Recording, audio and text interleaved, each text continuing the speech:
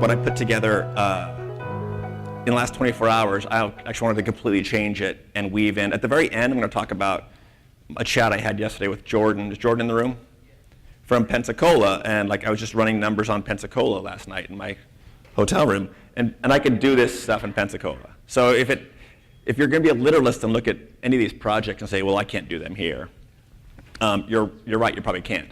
But there's so much that can translate that my hope is that you guys at some juncture own some part of phase zero, because akin to what Thomas was saying, this is phase one. We get hired at phase one. And in Portland, that's cool. I've done the massing model. I know what this site can do. I've run all the numbers in the pro forma, and I want to hire you to do this kind of extruded lot line development that maximizes my profit. So where are the windows? That's all I need from you is just the windows. And they're going to be crappy vinyl windows, by the way. So it's a really diminished, it's an impotent role, and every year it feels like the architect's chair at the table is getting smaller and smaller. So if all I do is help you kind of slide over into a slightly larger chair at the table, that's great. So this is phase zero. This is the developer. This is the person who gets to decide what the program is. And you have all kinds of ideas of what the program should be when you're hired. It's going to be a 38-unit apartment building. It's going to be a 138-unit apartment building. Maybe 112 units gives you room for better architecture. You don't have the capacity to say to the client, have you ever thought about making it 112 units?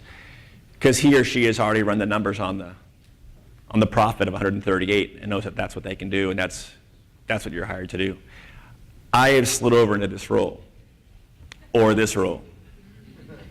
So I formed my company. I used to work for a firm in Omaha, Nebraska, and then I worked for a firm in Portland, Oregon, and I was never the designer. I never was this guy.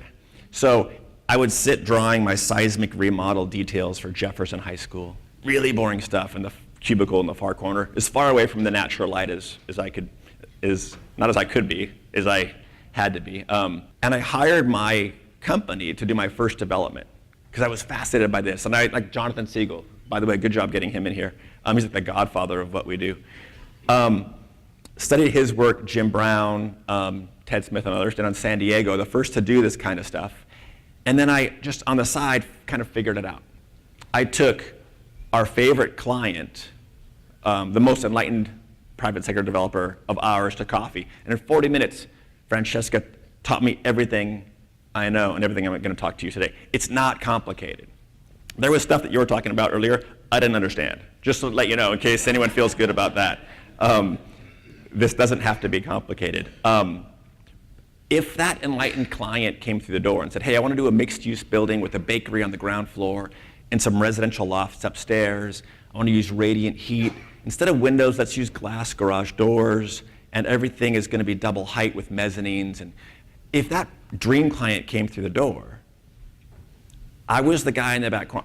This is the guy who's going to be designing that building. I wouldn't even be working on that dream client's project. So by taking control of phase zero and becoming a developer, I just get to decide whatever the it is. This is the most important slide I'll show you today. It's akin to what Thomas showed you earlier. This is literally the exact same spreadsheet that Francesca gave me. She emailed me after our 40-minute coffee session. And this guy's taking a picture of it. If you go on my website, you can download this in Excel. So everything I do is open source. All of my plans, sections, photographs, and pro forma, and the finances that underpin every project are open source online. Feel mildly evangelical about this, so have at it. A guy from Perth, Australia called me and said, by the way, I just built the Zipper, which is a project I'm going to show you in a bit, here in Perth. I hope you don't mind. My response was, that's awesome. I've been to Perth once. I doubt I'll go again. It's awesome, but it's the most isolated city in the world. I hope you didn't call it the Zipper, but I'd rather you do that than an Olive Garden or a Chili's. So that's better for Perth. So have at it. By the way, whenever I think I have an original idea, someone from design school emails me and said, hey, cool, I saw the fair hair dumbbell. By the way, here's this image of the same thing in Berlin 5 years ago, and it's way better. And they're right. So I don't need to own what I do and be protective about what I do. It's just math, and it's not complicated. You would agree, probably, Thomas, that it's not complicated math. It's mostly addition and subtraction, a little bit of a cap rate. I still can't explain to you exactly what a cap rate is, just which shows you how it's not that complicated. You don't need to be that smart to do what I do. Actually, usually in the room with the developer, you're probably the smartest person in the room. Why not shift over into the seat and just own control of it? And we already are trained educationally to be left brain, right brain folk. We do the design work, and we understand how to size a beam.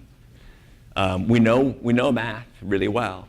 So what I'm asking you to do is just consider expanding it into the art, the design, and then the finance model. And then how does that get it across the finish line and get it accomplished and allow you. I never use the phrase value engineering. It doesn't exist in my daily work life. That alone should make you want to do what I do. Huge caveat.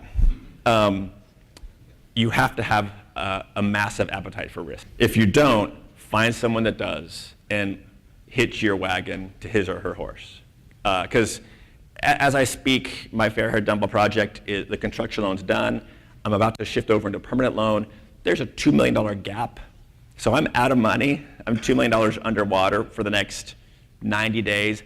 I'm going to sleep really well tonight. If that's going to keep you up, if that's going to give you an ulcer, don't do what I do. I'll blow through some case studies.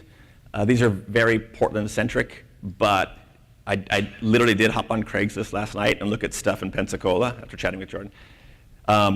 Variations of everything I show you could happen in Florida tomorrow. This building exists in Pensacola. So there are two buildings, 7,500 square feet. Yeah, it's a car, it's auto-oriented. One's a body shop, one's where you go to get your oil changed. This isn't architecture, but this is phase 0. This is figuring out what the program is. I took a single-use tenant and I turned it into the smaller building on front, 4 micro restaurants, and the kind of greenish building in back. 2 more food-related projects. Food is big in what I do for my tenants because restaurants are early adopters into neighborhoods that are transitioning and are kind of on the edge, which is where I have to go. I can't compete with the big boys dollar-wise, so I have to find those locations that other folk aren't looking in. You guys, by the way, are best suited to knowing where that neighborhood is in your town. I don't do market studies. I just go on gut. And when the number of units at 7 units and 7,500 square feet, I don't need to do your market study because the bank's not asking for it. It's such a boutique product, it doesn't matter. There are a ton of food carts, 600 food carts in Portland. So I'm fascinated by that. But what will they be? So I thought about doing micro restaurants, roughly between 550 and 600 square feet, or as they say in Tokyo or Manhattan, restaurants. And because I wanted them to graduate up into the successful carts wanted to go somewhere, but they couldn't take on a $500,000 build out in a much larger traditional restaurant. So this can happen anywhere. Every garage door bay that you would drive your car into to get lifted up and get your oil changed is now a restaurant.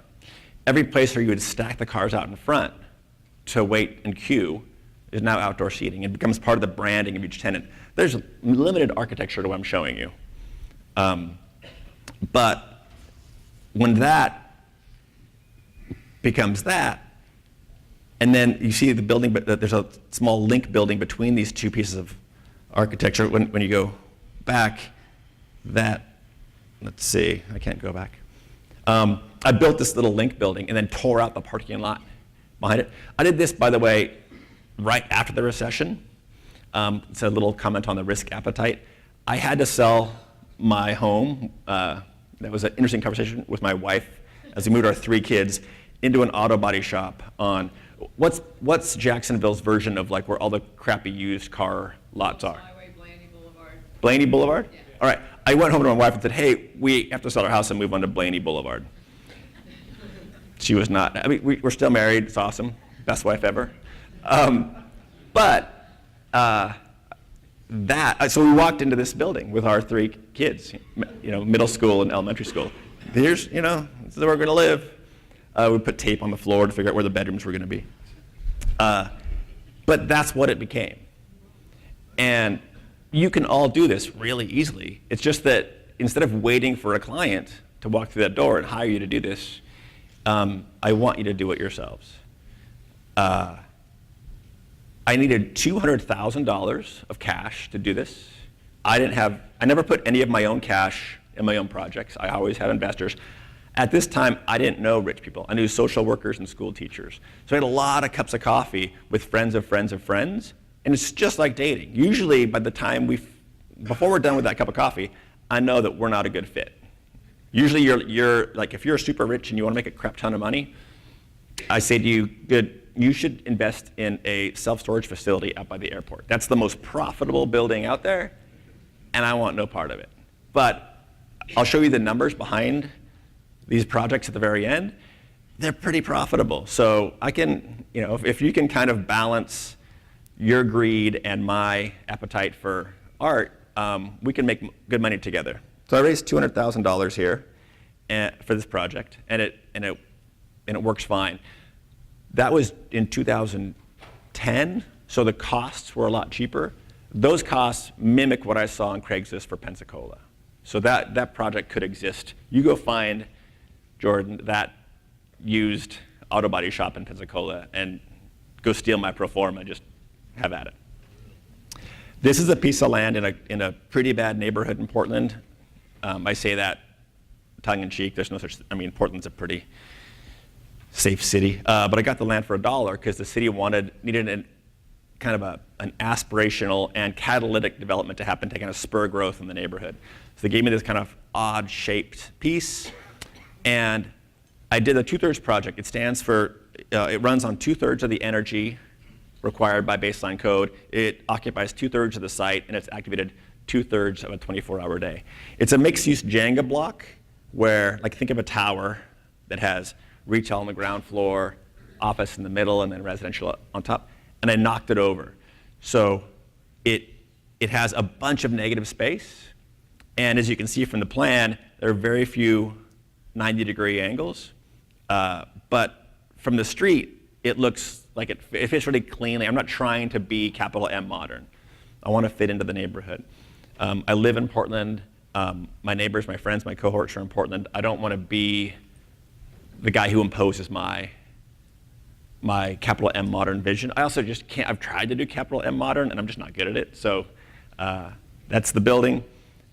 But as you walk deeper into the site, instead of going up the elevator to get more private, to get to the office and to get to the residential, if you walk deeper into the site, every door becomes more private and becomes a little more interesting.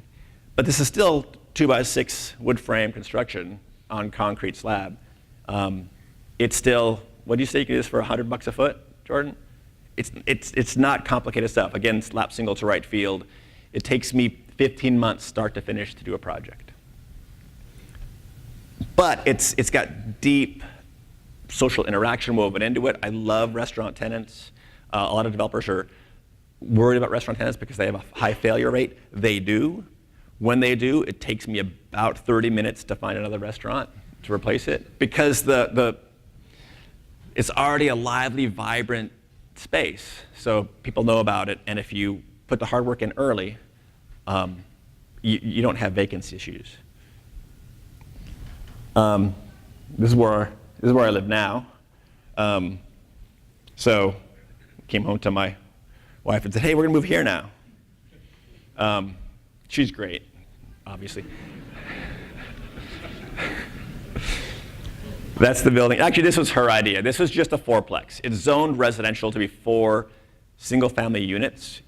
Every city has these neighborhoods where you have these old buildings that are out of place and the zoning changed around them and no one knows what to do with them. That's what we're really good at. We're just, again, waiting for someone else to be really good at it and have that vision and hire us. Screw it.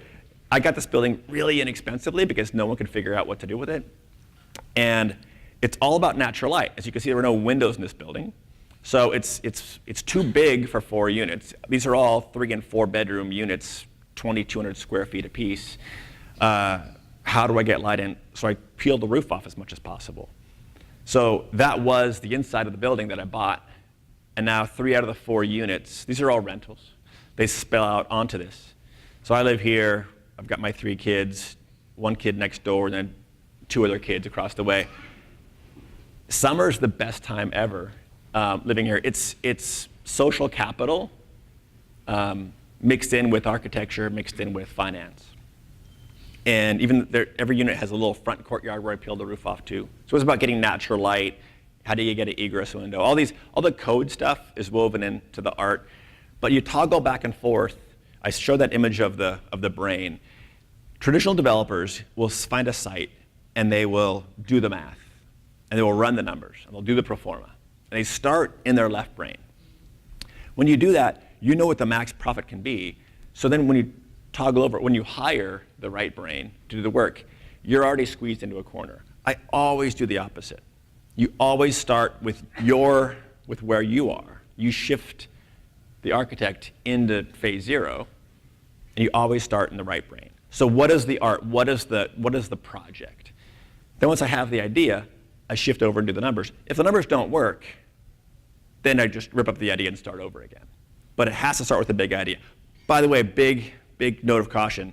You can make the numbers work if you really want to, so don't get emotionally tied to an idea, or you can go down the wrong path. So it's really, you need self-restraint, or that partner who can tap your shoulder and tell you that you've gone too deep down the rabbit hole. Here's the project that if you want, when you go to Perth, just take a picture of it and send it to me. That'd be great. I'd like to see it. Micro restaurants were fascinating to me, but there was no architecture behind the Ocean project, so I wanted to take, this is just 2 blocks away, the Vic Alfonso used car lot. It's a triangular piece of land. Every city has this. It's so funny when someone asks me at the end of a lecture, like, I can't do what you, like, is there not a crappy used car lot in your town? I mean, this works anywhere. Every single window's the same. I wanted to make a Japanese lantern by night, but a piece of public art by day that had really complicated, dynamic tenants inside, I do good buildings, but if they become great, it's because my tenants are great. It's not because I'm all that. All the windows are the same. I built this for $108 per square foot. And that's Portland. My guess is you could do it cheaper here. All the windows are the same. Those are 2x6s. Sandy Boulevard is, again, what's that street? Blaney. This is Blaney. No one's going to be eating outside micro restaurants in little cafe tables on Blaney. But so what I don't want to I turned my back to Blaney, but I didn't want to flip off Blaney or flip off the city. It's still a civic gesture. So I hired artists from all over 3 different artists, one in LA, one from Portland, one from Tokyo, to each paint a different side with lenticular art that you see at 40 miles an hour. So if I'm on a 40 mile an hour street and I can't change that, I can at least embrace it. So this comes into focus and then it blurs out as you're half a block away. And actually, if the art's painted on different sides of ripped 4x6s that I planed down and put. I didn't know if it was going to work, by the way. We put these up in a warehouse. The artist painted them. We installed them, and then I got in my car and I drove by. I'm like, oh, it works. If it didn't work, as Michael mentioned earlier, I keep all my products long term. If it doesn't work, I just fix it. Actually, the paint is peeling off on this now because I didn't use the right primer, and these street artists use aerosol cans. Evidently not the best paint in the world. So in 3 or 4 years, I'll take them all. These are all numbered. I'll take them all down, hire new artists, paint them all, and put them all up again. It'll be so fun for the city. They'll be talking about it for a while, and every handful of years, I'll redo the art because I want it to be a dynamic building, and it's not expensive to do. So when you drive in one direction, you read Chase, and then other direction, Streams. That's the LA-based artist, the Portland artist. There's a rabbit in one direction. There's a wolf chasing it in the other direction. I didn't come up with that. That was, their idea. If you give really good artists room, and all I say is just don't be profane, but I trust you, you get really neat stuff. That's the back of it. That's the yummy part. That's the part that's not on Blaney. Open fire pits, 4 restaurants, a full bar. The busiest tenant, swear to God, it's a nail salon. And it's called Finger Bang. And if you go in to get your nails done, they'll take your name and you got to go back in 2 weeks. It's that busy. I don't know how these businesses exist, but if you do architecture like this, if you do projects that are right brain first, there's a line of people wanting to be in your building. If all you do is understand this and talk to if you don't become a developer, that's fine. But understanding this, so when your client hires you, you can have these discussions about vacancy rates, about lease. I lease my stuff for more than my competitors, and I'm proud of that because design matters. If you can talk about that to your clients, that would be great. There's the lantern effect at night, completely different than what it looks like during the day. Speaking of that, of not doing what I do, but understanding how to read a pro forma. Little anecdote. When I was working at Fletcher Farr Iott in Portland, my boss and I got a job in Sacramento, and we flew down, and he looks like Philip Johnson, and and he's talented like Philip Johnson. And the money side was dirty. So we sat in a meeting with a client, and it was a mixed-use building, and the builder was there. We're pretty deep into the process, and this is where I talk about my aversion to VE. The budget was, we had to just slice another 120 grand out of the budget. And the builder, of course, was like, well, you've got enameled steel tubs with tile surrounds. We go to a one-piece fiberglass unit, there's your 120 right there. And the developer, the client, said, awesome, done, next topic. And I was sitting next to my boss, and he lost like 20% of his body mass just in that. He had nothing to say to that. He was impotent to be part of that discussion because the numbers were, that's what the greedy developers do. I don't want to learn that language, it's gross. I'm an artist. I said, hold on, guys. And then I broke my little tiny calculator out. I'm like, cool, Mark, who's a developer, you're gonna get slightly less rent for fiberglass tubs, right? He's like, yeah, but tiny amount. Cool, like how much less per month? I don't know, like $7 a month less, Cool, you just lost $210,000. It's really powerful to be able to own that part of the discussion and turn VE on its head. If that's all you do is turn VE on its head, great. This is the final building I'll show you, the Fairhair Dumbbell. I went after an RFP with the city, was one of 10 developers. I was awarded this site. No one wanted it. I found out later that no one wanted the site. They would have just given it to me, it didn't matter. I won a competition. Yeah, no, you didn't really win a competition. So it's a 13,000 square foot site. It's a moat. You've got to play Frogger to get to it, no parking. As an aside, I just heard in our chat yesterday that some cities are reducing their parking count. I applaud that if there are any city planners in the room, just to the ends of the earth. What I show you wouldn't work in Phoenix. The Zipper has 600 people a day, no parking, 8,000 square foot site, show up. I don't know how they get there, but they get there. When we go on vacation, we want to go to San Francisco or Amsterdam or Paris. We want to go to dense, granular cities. We don't want to go to Bakersfield or Phoenix. And I really applaud cities that are getting more aggressive with, and parking count is, you can't park for San Francisco, Amsterdam, Paris, you can't park for the life of you. You can park all day long in Phoenix. So that's another topic, but I do applaud when cities allow things like this, small sites, granular development, no parking. Let the market decide. If I can't fill this up because nobody can park there, then that's my problem, not yours. So everything around me is a housing tower. I proposed a housing tower. I was awarded the site for a housing tower. I decided to crowdfund it.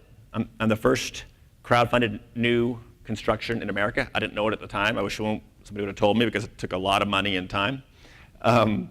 I know a lot about it right now, but once I was done, everything around me I realized was a housing tower. I don't want to be a housing tower. For this to be a complete village out of nothing, it had to have everything: retail, restaurants, office housing. So this is, instead of a tall, skinny housing tower, a short, squat office building. And that's it now. I love that this is a photograph and not a rendering. I'm really proud of this building. It's the one I talked about earlier where there's a $2 million gap, and I'll be fine in 90 days. But I'm sleeping fine now. My investors are always the first paid. I'm always the last paid. They have no say in what this design is. The building cost $11 million. The paint job cost $500,000. It's the most expensive paint in the world. It was hand painted. It's original art.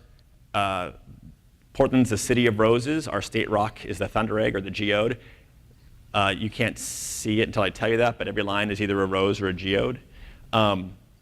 This building is hated and loved in town, and I'm really proud of that. It's bringing architecture. It's just not safe. And if you haven't heard the rumor, Portland's a very gray city. I took the photo on the one blue day of the year.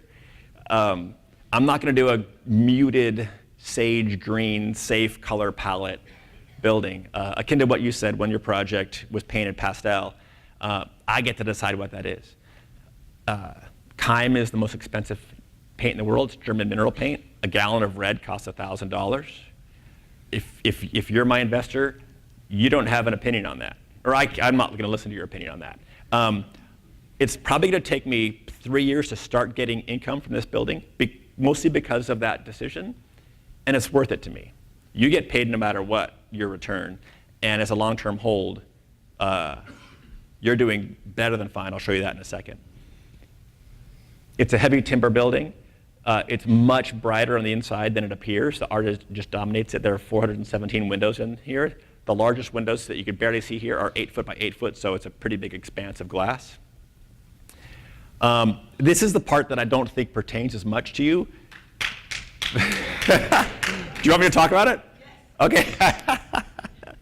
Okay. Well, it just doesn't seem like land costs on the West Coast cities in the Northeast really push developers to max out a site. And that's highest use, but that's not always best use. So, okay, I wasn't going to talk over this except for this woman. What's your name? Susan. All right, so Susan, you can blame her if this bores you. I apologize. When you get hired at phase one, again, everything I'm seeing in Portland, it's just gross. And I'm not attracted to it. I'm not proud of my city anymore. And this is the most creative room in the Tri-County area right now. And I want you guys to be more in charge of phase zero and what highest and best use looks like. I want you to inject the word best back into, or remind your client of that word, because it's not just highest use right now. I am not inspired by this. This isn't Amsterdam or Paris or San Francisco. We're not going here for, I don't even know where this is, for vacation. I Googled, by the way, ugly apartment buildings in Jacksonville. To your credit, the first thing to show up was this building, and it's in North Carolina.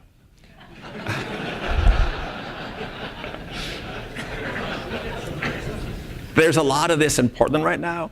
Look at the ground floor. That's just mean. I don't want to be part of that. You as architects, you're not going to put your sign out on that construction site. You're not proud of it either, I hope. We could do better than this.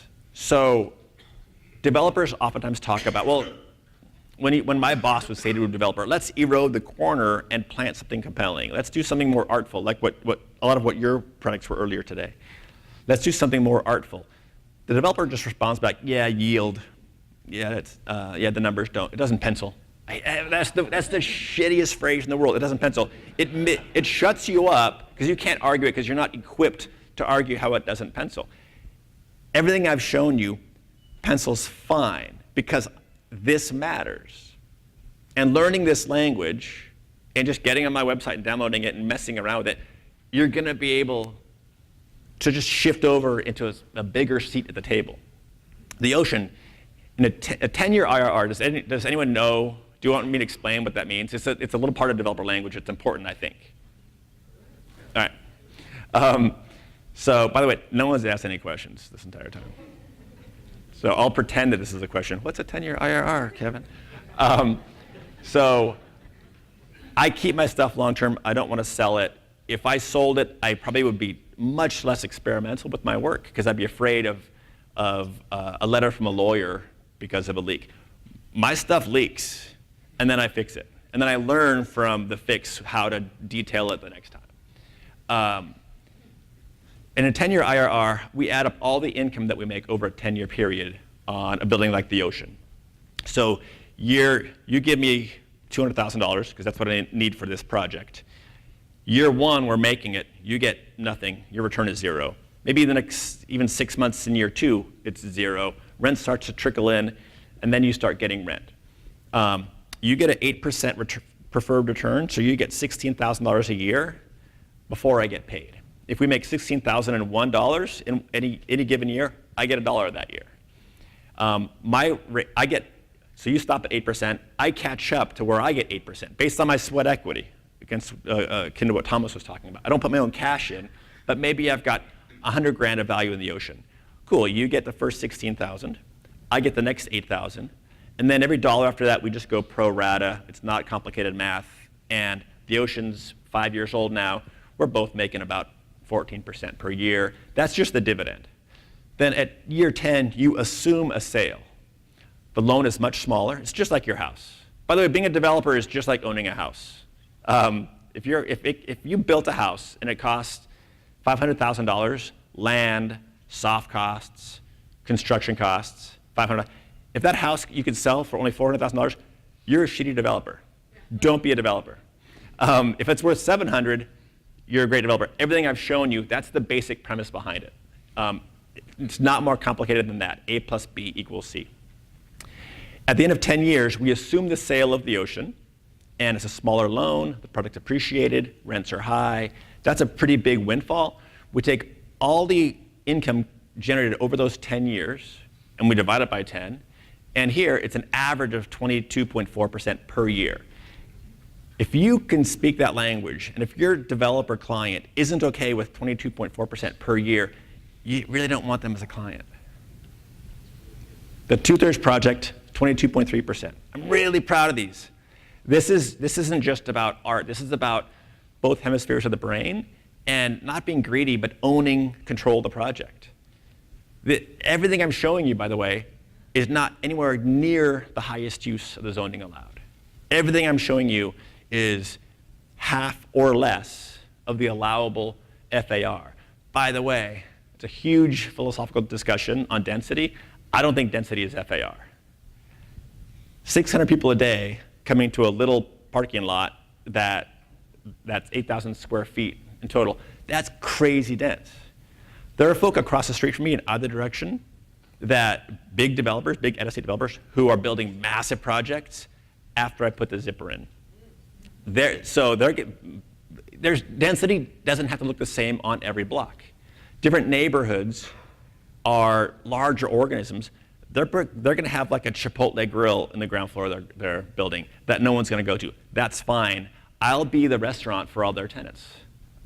And at 600 people a day, this is damn dense. It's just not FAR. It's activated. And it's what cities and city planners salivate for, but we don't talk about it in the right language.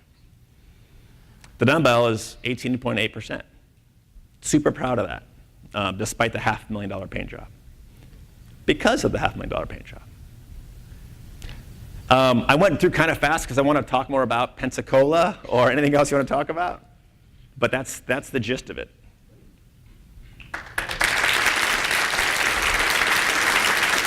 Thanks.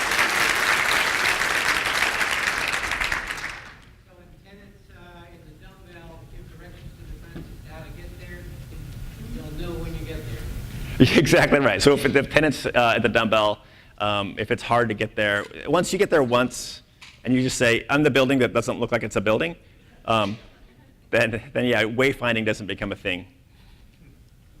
Were there any surprises or as far as when you ran your performance and you thought you were going to make X, but really So question is, when I run my performance, any surprises? Instead of making X, did I make X times 10? I've never made X times 10. My performers are always wrong. So what did I tell you? What's your name? Juan. Okay, Juan is my like developer in this discussion the entire day. So. I don't know if I should be offended or not. No, you look good. It's a nice shirt. So Juan gives me money. I have, these are, on the bottom of the performa, every performa says, this is a guess. This is not science. This is art. There's data. It's just packed full of data. But we're going to be done in 18 months. And as was mentioned earlier, there's a recession coming. I tell Juan, this is a 10-year hold. So it might take us 3 years to start being profitable instead of a year and a half. You need to be okay with that because usually the costs rise, but the rents rise, and the delta on the profit is pretty consistent, but it never looks the same at the end as I thought it would in the beginning. Are you doing the architecture within your development company? Am I doing the architecture within my development company? No. At cocktail parties, when there aren't any other architects there, I say I'm an architect. I'm not licensed. Berkeley is not an accredited program. I didn't know that when I was 18. So, and I'm 51. I don't want to go back to grad school right now. So we don't do the architecture in-house, but I do the plan sections and elevations. I'm still in, I'm in AutoCAD 2000. I'm literally a dinosaur. But that's the only reason I do this is to design the project. So I always hire, I'm the opposite of Thomas. I hire an architect, I hire the consultants, I hire the builder. That's the best way to go. I'm fascinated by going that direction, but I have a tiny, nimble company, and what keeps me from going that direction is, it's life and time, exactly. I didn't say life, I said wife. Oh, my wife. No, she didn't leave me yet. She's not going to leave me for anything. So yeah, I'm really not that bright, and I don't do deep market studies. I don't analyze my projects very well. It's a lot of gut, and then I find a little bit of data, enough for the bank to give me a loan. And there's some deep faith, but I don't want to do 5-year projects. I want to do my slap singles, and that's what I'm going. I've tried to design those big projects. They're just not very good.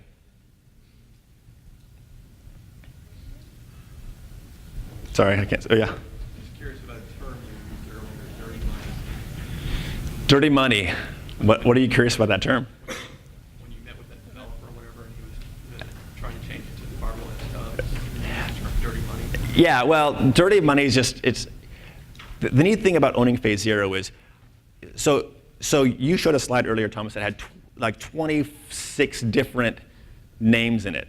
All the consultants, all the moving parts. I've got like 3. So the money is one of the seats at the table.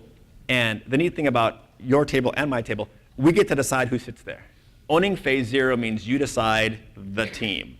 So if you're rich, if Juan is rich, and we don't look at the world through a similar lens, I don't want his money. If we go to coffee, there's more rich folk than there are you. It sounds weird, but to do a product in Pensacola tomorrow, Jordan needs $200,000. Don't find dirty money. Don't waste your time on, if Uncle Steve has 200 grand, but he doesn't believe in anything you believe in, don't hop in bed with Uncle Steve. That's kind of what I mentioned by that.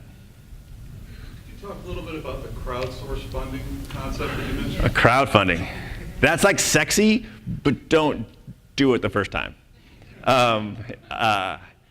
And I actually heard that Florida hasn't even adopted crowdfunding as a state yet. I don't think we've changed our state. So that's the first question. Each state has its own. The Jobs Act was federal under Obama, and it allowed crowdfunding to happen for these kinds of investments. And each state has their own rules.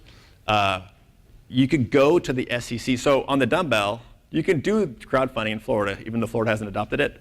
Because when I went to the SEC federally, I was allowed to raise $50 million on the dumbbell. I only raised 1.5. And it was a hard slog, but the New York Times picked it up and put it on the front page of their business section, and then it wasn't hard anymore. Then it just happened. But it took a year and a half and $200,000 in legal fees to raise $1.5 million. That's why I say don't do it your first time up. But you can if you want. And if you do it at the federal level, it doesn't matter where your money comes from. It doesn't have to come from Florida. It can come from any other state you want. Where do you find your construction partners? Or do they travel with you? My construction partners? That's a good question. My architect tends to be the same. I have an office, and then we share actually an office, and there's a conference room between us, and we're friends. And we used to work in neighboring cubicles at the firm 15 years ago. The contractor completely depends. The Fairhair Dumbbell, that's an $11 million building. The construction lender on that said, hey, cool, Kevin, your personal guarantee, we don't care about. That's cute that you want to sign it, but that doesn't mean anything to us. You need somebody with horsepower to sign the guarantee along with you. And none of my investors would. When I'm crowdfunding a project, I can't say to you, hey, cool, you've got $3,000. You're a school teacher from Ohio. You want to personally guarantee my $11 million loan with me.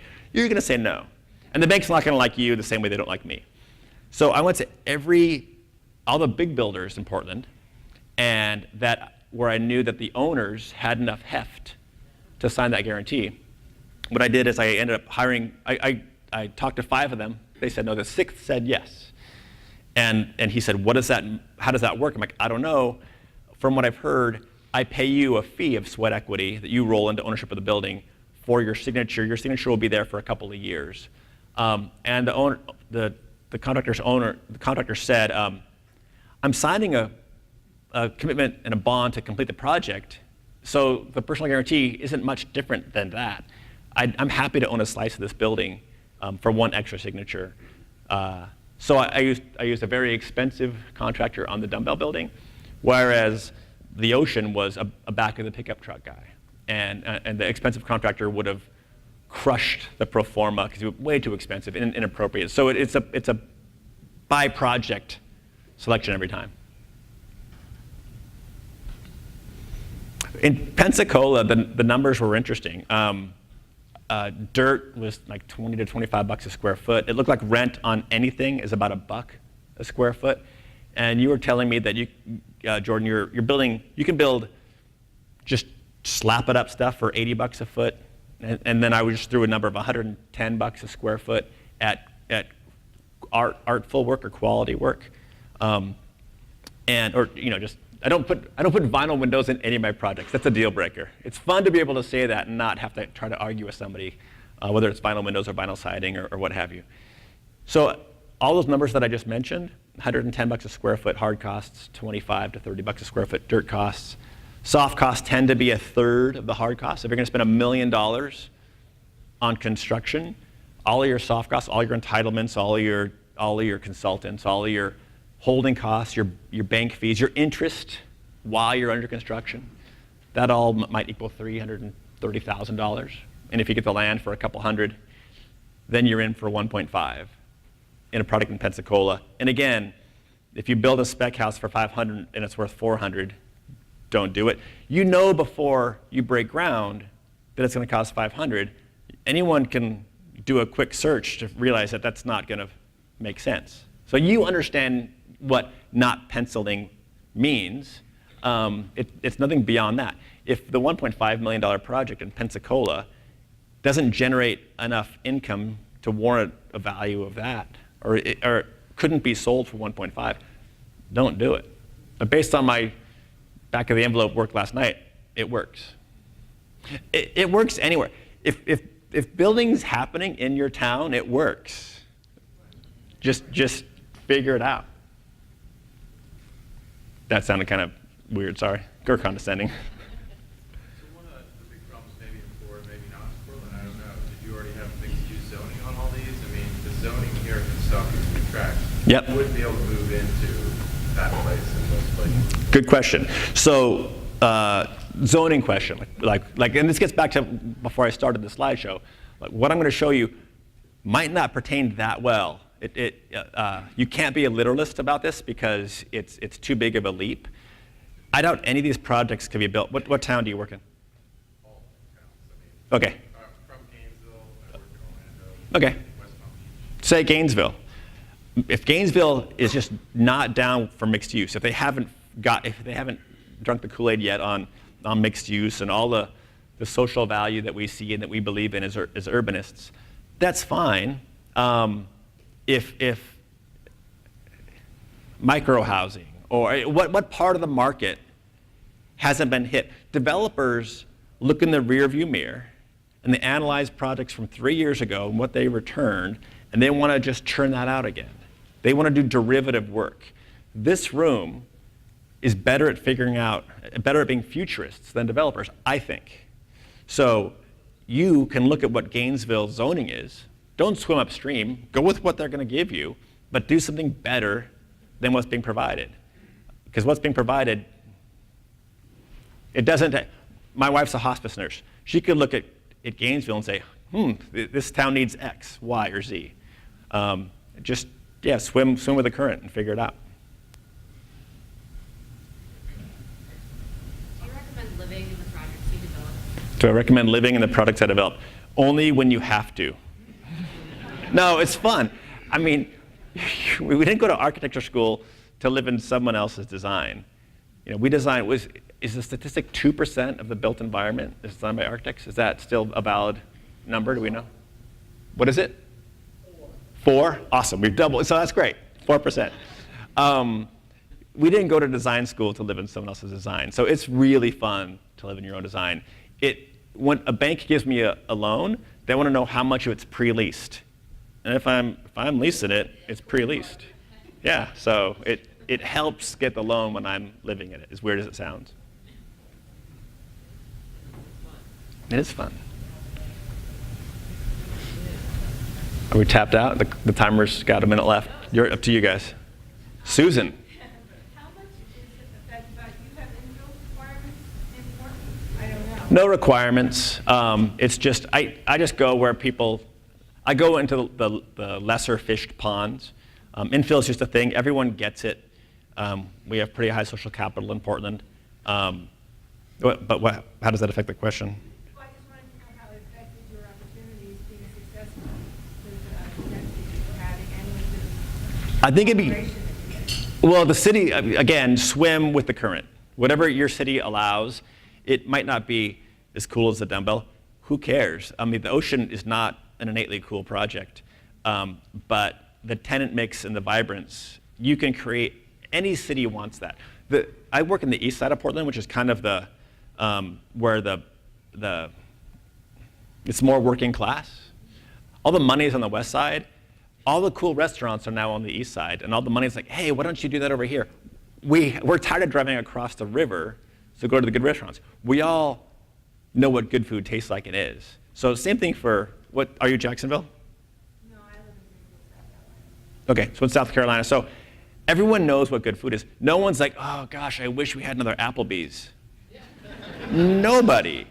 So it's not complicated to figure out what the public wants. The hard part actually is finding the sous chef that has the chops and really has the talent to become your tenant, to fill it up. It's always hard. The first product's always the hardest. But again, $200,000 with friends and family and a used auto body shop in Pensacola, you can make it work. But if the city's not down for micro restaurants, then don't do micro restaurants. Do something different that still meets a market need that's not being met. Thanks, you guys.